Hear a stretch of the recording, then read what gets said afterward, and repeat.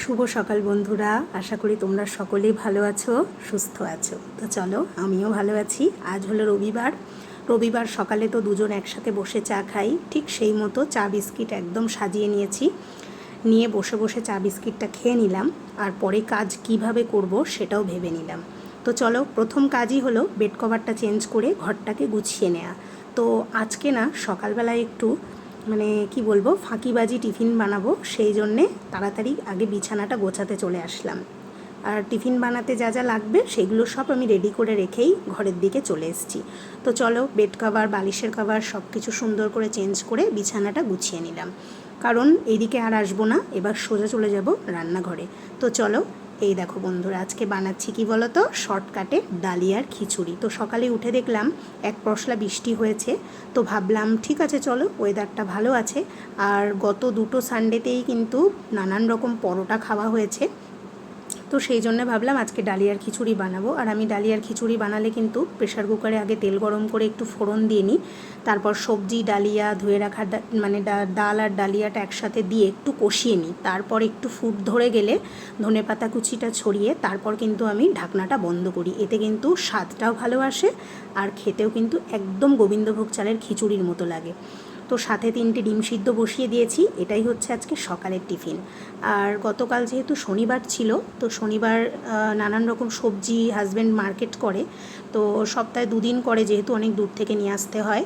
তো সেই জন্যে দেখো এনেছে 2 কিলো আলু, পেঁয়াজ। তো এগুলো আমার আর রাত্রে ঢালা হয়নি, তো ভাবলাম চলো যতক্ষণে খিচুড়িটা হবে দাঁড়িয়ে থাকার তো প্রয়োজন নেই, তো তার মধ্যেই কিন্তু আমি এগুলোকে ঢেলে সব কিছু গুছিয়ে নেব। তো এই র্যাকটা এখানে এসেই কিনেছি, এই যে আলু পেঁয়াজ এগুলোকে রাখার জন্যে, না হলে না এমনি এক জায়গায় করে রেখে দিলে না পচেও যায়। এখানে যেহেতু প্রচণ্ড গরম, তো সেই জন্যে দেখো খুব সুন্দর করে এখানে র্যাকে সাজিয়ে নিলাম। তো ওই দিকটা হয়ে গেছে, কাজ করতে করতে কিন্তু আমার টিফিনও রেডি হয়ে গেছে। তো হাজব্যান্ড বলল খেতে দিয়ে দাও, দেরি করো না, আমি মার্কেট যাব। তো সেই জন্য আমি ভাবলাম যে চলো ঝটপট করে ডিম সিদ্ধটা ছাড়িয়ে আমি খিচুড়িটা নিয়ে চলে এসেছি। একদম দেখো গরম গরম খেতে দিয়ে দেবো, কারণ খেয়ে হাজব্যান্ড বেরিয়ে গেলে কি হবে, আমি ঘরের দিকের কাজগুলো সব সেরে নেব, প্লাস রান্নাঘরের যা যা গোছানোর আছে সেগুলোও সেরে নেব। আর সানডে মানেই তো জানো, রান্না খাওয়া এটা হচ্ছে একটা বড় কাজ হয়ে যায়। তো সেই জন্যেই রান্নাঘরে আমার ম্যাক্সিমাম সময়টা কেটে যায়। তো সেই জন্যে দেখো আমি এদিকে রেডি করে নিয়েছি সবটা, খিচুড়ি, ডিম সিদ্ধ। তো চলো, একদম ভালো খাবার হয়ে গেল। তারপর চলে এসেছি কিচেনের দিকে, এসে এখানে বসিয়ে দিয়েছি একটুখানি ফুলকপি সিদ্ধ। তো সবজিগুলো কেটে মোটামুটি রেডি করে নিয়েছি, যা যা আজকে রান্না করব বলে ভেবেছি ঠিক সেই মতো। এখনও হাজব্যান্ড আসেনি, তো ভাবলাম এইগুলো সেরে নিই। তার মধ্যে কিন্তু আমি কাচাকাচিটাও সেরে নিয়েছি। দেখো এতগুলো জিনিস আজকে কাঁচা হয়েছে, যেহেতু সানডে। চলো, মোটামুটি গুছিয়ে নিয়েছি সব।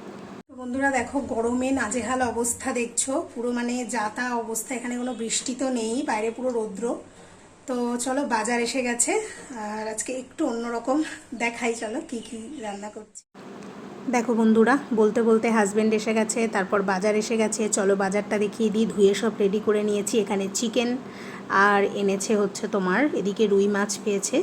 আর এই যে সমস্ত তো রেডি আছে, ফুলকপিটা তো সিদ্ধ বসিয়ে দিয়েছিলাম, এটাও কমপ্লিট হয়ে গেছে। তো চলো এবার রান্নাটা ঝটপট শুরু করে দিই, কারণ আজ কিন্তু একটু সিম্পলি বানাচ্ছি। কিন্তু সিম্পল হলে কি হবে, তাও তো 2 রকমের নিচে হয় না। তো এখানে বানাবো হচ্ছে দই ফুলকপি বন্ধুরা। তো সেই মতো দেখো এখানে কিন্তু আমি কাজু বাদাম, টমেটো আর আদাটা মিক্সিতে বেটে নিয়েছিলাম, আর একটু পেঁয়াজ আর গরম মশলা ফোড়ন দিয়ে আমি আলুটাকে একটু কষিয়ে নিয়েছি।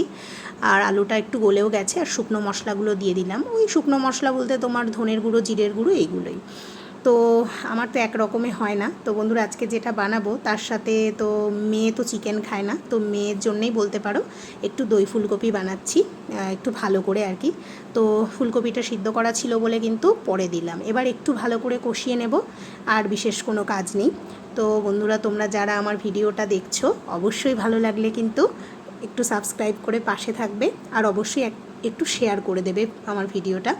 তো আর সুন্দর একটা কমেন্ট করবে, তাহলে তোমরা কে কোথা থেকে দেখছো, আমার কিন্তু ভালো লাগবে।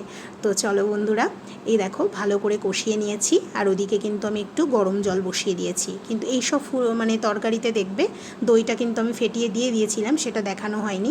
তো সেটাও ভালো করে কষিয়ে নিয়ে এই যে গরম জলটা দিয়ে দিলাম, কারণ এখানে কিন্তু ঠান্ডা জল দিলে ভালো লাগবে না। তো সেই জন্যে গরম জল দিয়ে দিলাম। তো আর বিশেষ কোনো কাজ নেই, এবার একটু ঢাকা দেবো যতক্ষণ না আলুটা নরম হয়ে যাচ্ছে, ফুলকপিটাও ভালো করে নরম হয়ে যাচ্ছে। আর জলটা একটু কমে আসছে। তো চলো এদিকে ঝটপট ফুলকপির তরকারিটা হতে থাক। ততক্ষণে দেখো আমি চিকেনটা ভালো করে দই বাকি সমস্ত মশলা দিয়ে খুব সুন্দর করে ম্যারিনেট করে নিয়েছিলাম। তো ফুলকপির তরকারিটা আমার হয়ে গেছিলো, সেটা তোমাদেরকে দেখানো হয়নি। ওটা একটু কাসুরি মেথি দিয়ে আমি নামিয়ে দিয়েছি। তো তারপর এদিকে আবার চিকেনটাও চাপিয়ে দিয়েছি। এখানে চিকেনের মশলাটাও দেখো প্রায় কষানো হয়ে গেছে। ওই যে প্রচণ্ড পরিমাণে গরম বললাম না, এই গরমে না মানে বেশিক্ষণ রান্নাঘরে দাঁড়িয়ে থাকা যায় না। তো আমি নিজেই মাঝে মাঝে চলে যাচ্ছি ডাইনিংয়ের দিকে, এখানে ঢাকা দিয়ে। কি করব, কিছু করার নেই, এখানে তো বৃষ্টি হয় না, যাও বা এক পশলা হচ্ছে, তো সেটাতে যেন তো গরম আরও দ্বিগুণ বেড়ে যাচ্ছে। তো কিচ্ছু করার নেই। চলো এখানে চিকেনটা আজকে বেশি ঝোল করব না, একটু কষা কষাই করব, ভালো করে মিক্স করে নিয়ে একটু ধনিয়ার গুঁড়ো দিয়েছি। তো বেশি জিরের গুঁড়ো দেবো না আমি আজকে, যেহেতু দই দেওয়া আছে, একটু ক্যাপসিকাম দিয়ে দেবো পরে। তো চলো চিকেনটা একটু সুন্দর করে কষা কষা করে বানাবো। তো আজকে চিকেনের সাথে যেটা বানাচ্ছি তো সেটা কিন্তু একটু কষা কষা চিকেন হলেই বেশি ভালো লাগবে, বেশি ঝোল হলে ভালো লাগবে না। তো দেখো বন্ধুরা, তারপর আমি চলে গেছিলাম ডাইনিংয়ের দিকে। তো যেহেতু কষা করছি খুব বেশি জল দিইনি, 1 কাপ মতো জল দিয়েছিলাম। আমার কিন্তু চিকেন একদম রেডি, দেখছো উপর থেকে তেল ভেসে উঠেছিল। তো চলো চিকেনটা রেডি হয়ে গেছে। এরপরেও কিন্তু এখনও শেষ হয়নি রান্না, এখনও আছে।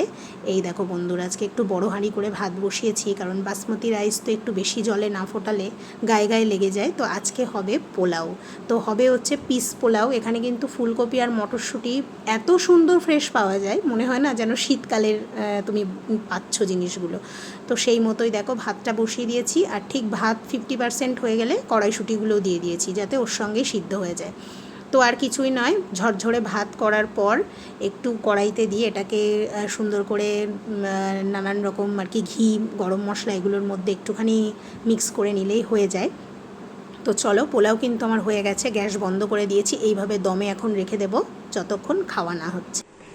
তো স্নান হয়ে গেছে, এবার খাওয়া দাওয়ার পালা। পুরো 1:40 হয়ে গেছে, একটু লেট হয়ে গেছে। তো চলো কি কি বানালাম একটু দেখিয়ে দিই। ফাইনালি এই যে বন্ধুরা বানিয়েছি হচ্ছে মটর পোলাও, আর এই যে বানিয়েছি দই ফুলকপি, আর এই যে বানিয়েছি চিকেন কষা। তো স্যালাডটাও আছে সাথে, দেখানো হয়নি। তো মেয়ে যেহেতু চিকেন খায় না, মেয়ে দই ফুলকপি দিয়ে খাবে। আর এই যে মটর পোলাওটা দেখালাম বন্ধুরা, এই রেসিপিটা যদি দরকার হয় আমার কিন্তু চ্যানেলের শর্টসে এটা দেয়া আছে পুরো ডিটেলসে, তোমরা দেখে নিতে পারো। তো চলো খাওয়া দাওয়াটা সেরে নিই, পরে আবার দেখা হচ্ছে।